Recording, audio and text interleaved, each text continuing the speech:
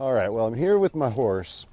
You can see he wasn't listening to me, so I had to send him a little signal there, and I got his attention, which is just fine. We need a horse to listen to us, and just like if a horse in the pasture doesn't listen to another horse that's saying, better move, well, that horse is going to get kicked. You're going to get bit, or something else going to happen, but that horse is going to learn to pay attention. So it's just about communication. And it's late in the day, and maybe Bull's thinking, gosh, why are we still working? Can't I be done? Can't I be out there with my buddies? Because they're all out there in the pasture eating grass, and he's in here with me. So it's a little muddy, but we're not going to go too fast. I think we're going to be all right. So what I want to do here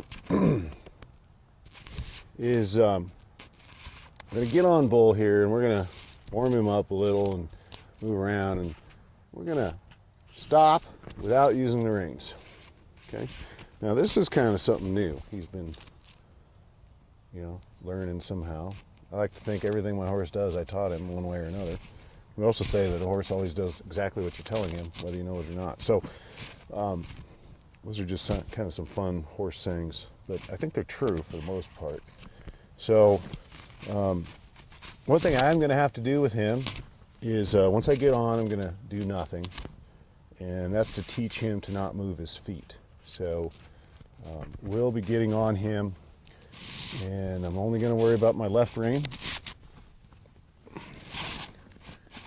In other words, my right rein in this situation isn't important. I've got a snaffle bit in there, and if he were to walk off, I would just bend his head gently, but with as much force as necessary to get him to stop moving. Now that's pretty good. He didn't move a foot. That's what I want. So I'm going to reward.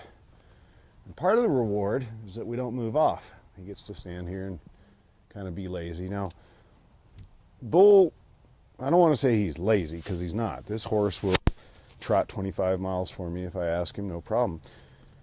But he is happy to stand. He's happy to not move his feet. I love that in a horse. Now, a lot of horses are constantly dancing and moving and shifting, and those horses present different challenges to a rider or an owner than this type of horse. But what are some of the challenges that a horse like this presents? Well, just as an example, let's say I'm trying to get him to move sideways while I'm on the ground. Just getting him to move his feet takes quite a bit of energy from me. And he kind of plants and gets stuck. And so if I'm trying to move him sideways, well, I might get the back to move or I might get the front to move, but trying to get him to both move can be difficult. And so just takes a little bit different approach with a horse like this than one that's happy to move his feet and move off. So the other thing about a horse like this is if I sat on him like this for 20 minutes, he'd start to think, wow, this is what we're going to do all day long. And so that first time to move out and get going takes a little more energy than once he's warmed up and ready to go. So I actually like a horse like this. And once he does move, he's happy to keep moving, which is nice. But yeah, I could sit here, we could let that camera run for the next 2 hours, and he would not move a foot. So it's kind of interesting. So I'm going to start moving around this arena a little bit, and I'll probably go around once or twice and then show you how I might stop this horse without using the reins. So let's just talk about how we get him going. So, that whole, kick to go thing, we're not going to do that. What we're going to do is I'm going to get his attention, and now I just squeeze slightly, just with my legs. So he's happy to move out this direction because he thinks he might be going back out to the pasture, but probably a smart enough horse to know that I'm going to do a few things with him first.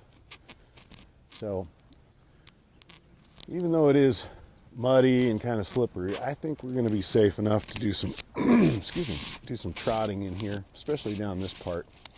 And right here where I come into the camera view, this is where I'm going to want to show you that stop. And I'll do it a couple times before coming straight in at you. the terrain over here right in front of the camera is a lot more slick than over there.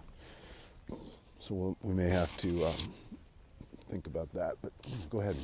Now, when I want the trot, all I do is, again, I signal my horse a little bit by lifting the reins. Not a pullback, just a little bit of a lift going, hey, wake up, I'm going to ask for something. And then it's a gentle squeeze. It's not a rhythmic squeeze. I want to save rhythmic action with my legs for other things. So what are those other things? Well, it might be a side pass. It might be move your front shoulder over. It might be some other kind of movement. So I want to save, came back down out of that trot, so I can say, got to keep going. So here's what we're going to do. I'm going to go ahead and prepare for this stop. Okay, we didn't get it. That's okay. I'm not going to use the bit on him right there because I think he knows better, and I didn't really do a good job preparing. So I'm going to take him down a little bit further in this arena. There, he just blew out, which is a nice thing. I'm going to get him going down a straight line. I'm going to stop talking here.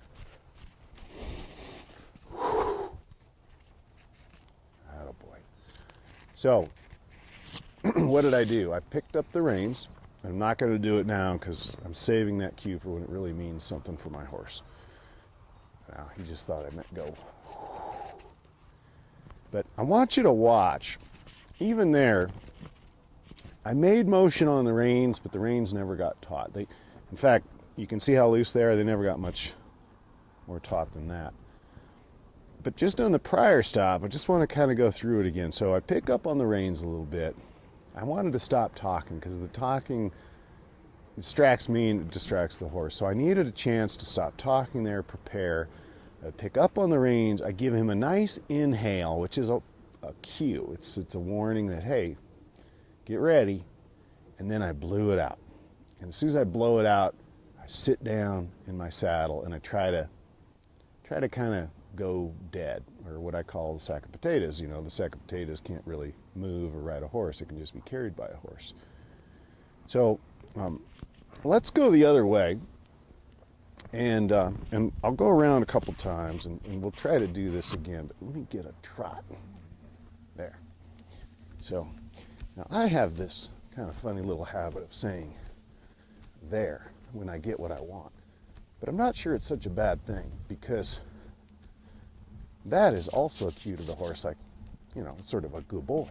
You know, I don't do a lot of good boys, I do some, but when I say there, the horse knows, oh, I just did the right thing. So I picked that up from Rich Scott, a guy I mentioned earlier, a horse trainer. Let me just go ahead and stop talking to you. Stop here. Okay, now, this is a great opportunity, because he stopped, which is good, but he also went 3 steps too far. So I'm going to back him. Try to back him straight.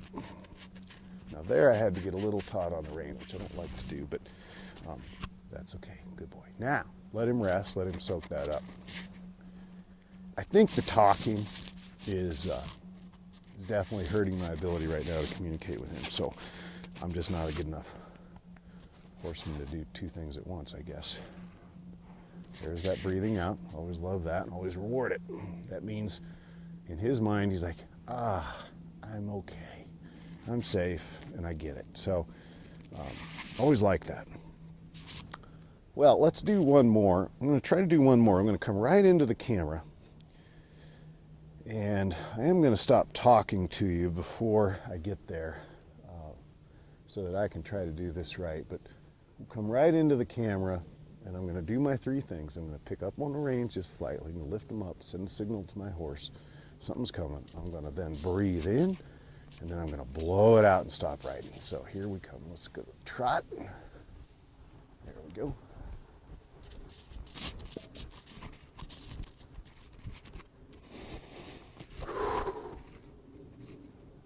That was good. He didn't stop quite as quickly as I'd like, and eventually you'd like, you know, your horse to pull that butt under, put those rear legs out, and sort of come to a hammering slide stop. But I am going to just reward that because I thought that was all pretty good. So let me talk a little bit about backing too. There are 100 ways to teach your horse to back. I don't think there's a right or a wrong way. Depending on what you want to do with your horse, you might want to think about different ways. But the way that I've kind of been doing it lately, and I like it, because it relies very little, in fact, really not at all on the reins. Let me just drop my reins and see if I can get him to back. And he may not, which would be fine. And if he doesn't, then I'll pick up the reins and do a little reminder. But let me just do this. So I'm at neutral. I'm just sitting on my horse. Everything's fine. We're not going forward or backward, which is great.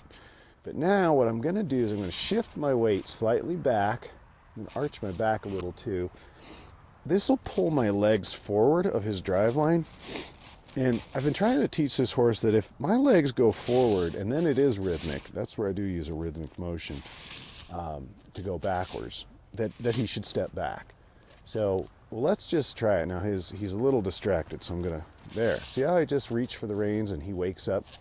I'm just going to see if we can go. Okay, now he's going back. So that's okay. It's just a lack of communication and understanding. So now I'm going to try the reins, but I'm going to try to leave them real slack. Just little energy there. I just got one step, and that's okay. One step provides a learning opportunity. He gets a release, and he's like, oh, backwards. You wanted backwards. Now I understand. So I didn't see if he licked. He probably did. Let's just see now. Can I get him to go backwards without the reins? He's thinking. There. Good job. Now, I don't even know if he got a step. He leaned backwards. So I'm going to reward and let him go. Oh, if I think backwards when Mark does that, I get rewarded. And nobody pulls in my mouth, you know? So let's try one more time. I'm at neutral. He's not on me. He's thinking about something else there. Now his ears are back. There, that's perfect. Okay, I got something I can build on now. Now, this is a great time to talk about how do you end a session with your horse. So I just got something really positive there. It didn't seem like a lot, but it is.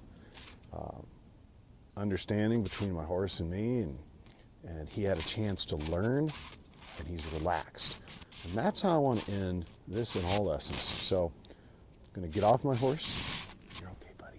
You see that? Just right there. He's like, what's going on? And we'll call it a day. I'm marking him, the amateur cowboy, with my horse, Bull. Good job, Bull. You still got mud on your face, though. Oh.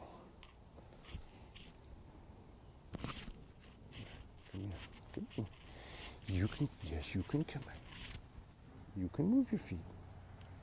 You can move. There you go.